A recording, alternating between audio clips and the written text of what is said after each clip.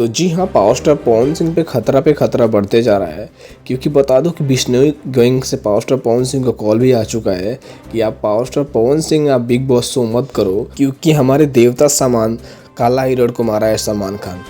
अगर आप उसके साथ स्टेज शेयर करते हो तो कहीं ना कहीं आप भी खतरे में आ जाओगे। जी हाँ दोस्तों, क्योंकि पावर स्टार पवन सिंह और सलमान खान का जोड़ी एक बार बिग बॉस पे देखने को मिल गया है।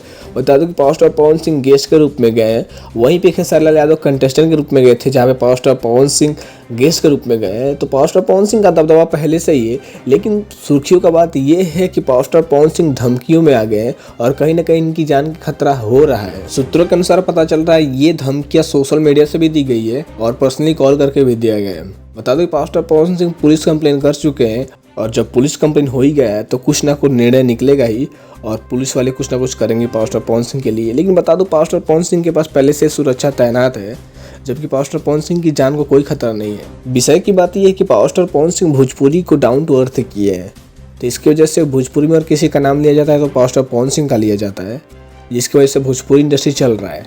वो जिसके ऊपर हाथ रखते तो वो स्टार बन जाता है, और जिसके हाथ ऊपर हाथ नहीं रखते वो नीचे हो जाता है और उसका कुछ नहीं होता है, उसका करियर खत्म हो जाता है। पावर स्टार पवन सिंह को जो धमकियां मिली है उस पर भी ज्योति सिंह सुर्खियों में आ रही हैं।